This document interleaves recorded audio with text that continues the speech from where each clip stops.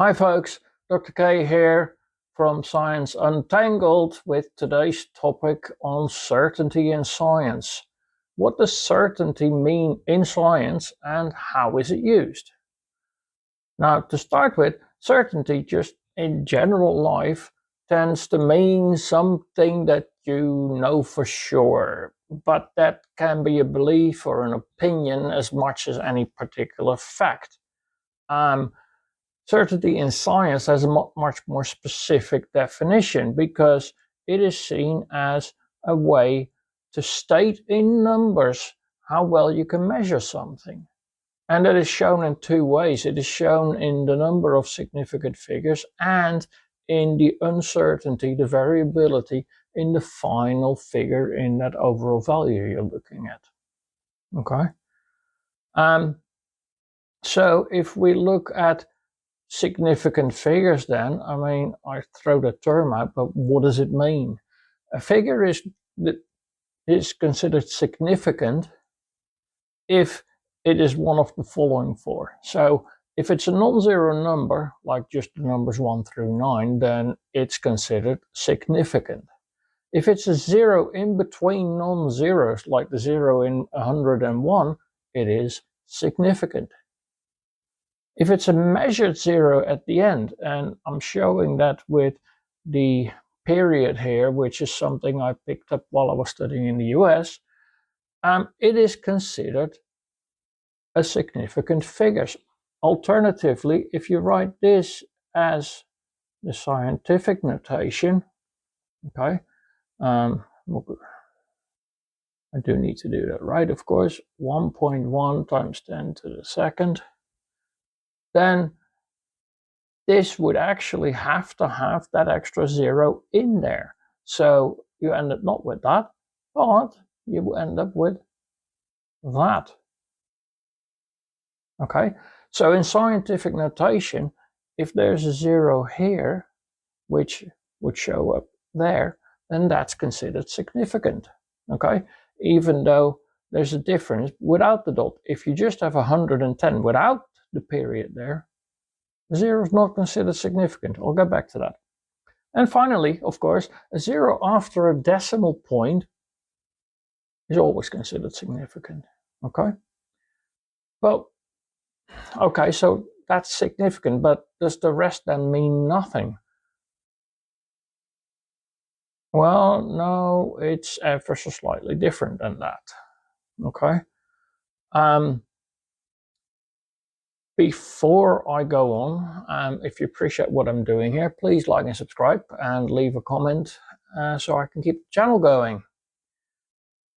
Not significant. Not significant does not mean meaningless. Okay? Any number that expresses the magnitude of your overall value has a meaning.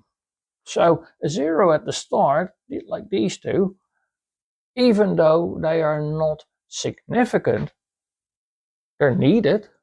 They have value, because if you put this in scientific notation, then the two zeros only show up in there, right? A trailing zero without that decimal point, these are considered not significant. Again, they have meaning because you're talking about 500 rather than talking about 5.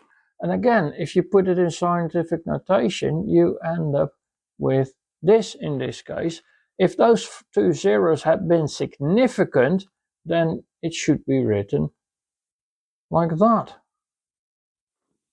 Okay, so there's a difference between them.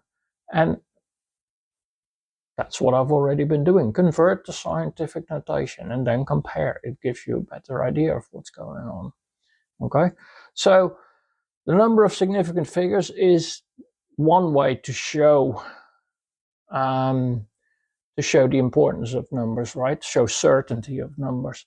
The other way is the uncertainty in that last digit.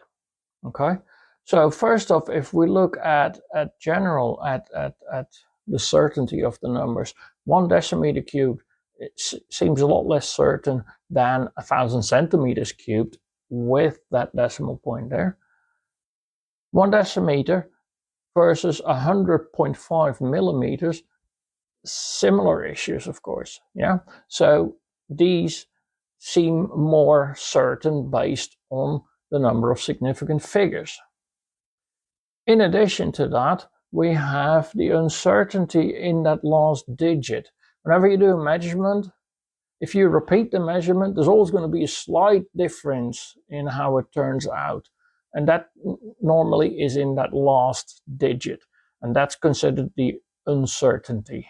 Okay, so it's the uncertainty in the measurement. Now, I've given them as plus or minus 1 centimeter and plus or minus 0.1 millimeter. They could be slightly different. This could be plus or minus 2 centimeters cubed, for instance. But that's the general idea, okay?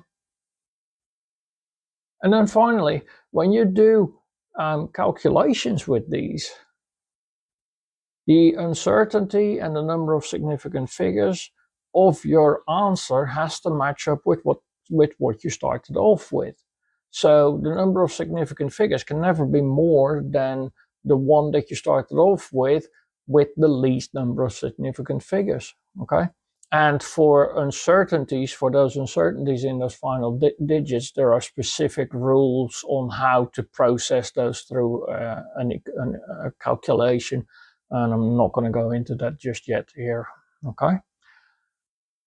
When you're doing those calculations, when you're setting up those calculations, one thing that can be really useful is to look at the units, to make sure that you have everything set up properly, to make sure that the units of your answer match with the units in your calculation, and to see whether you need to do any conversions or not. You don't always need it. Sometimes it's really obvious what needs to happen, but at times it can be useful to specifically look at the units. So for that first example, fairly straightforward, mass in grams, molar mass in grams per mole. You multiply them out, the grams drop out, and you end up with moles as you're supposed to. No problem. Concentration times volume, and then we're looking at a titration, for instance, is the number of moles. Yeah, fine, but for concentration, we normally give the value in decimeters cubed, whereas in a titration, your volume titrated is generally in centimeters cubed. Still fairly straightforward, this one, but just to illustrate what I'm talking about, you need to have that conversion factor sorted out between decimeters cubed and centimeters cubed, which then shows up over here. Because if you don't do that, then your centimeter cubed here and your decimeter cubed here don't cancel out. So you need to make sure that things match up that way so that they do cancel out against each other and you end up with moles. Okay? And then pulling all of that together, if we consider the scientific terms,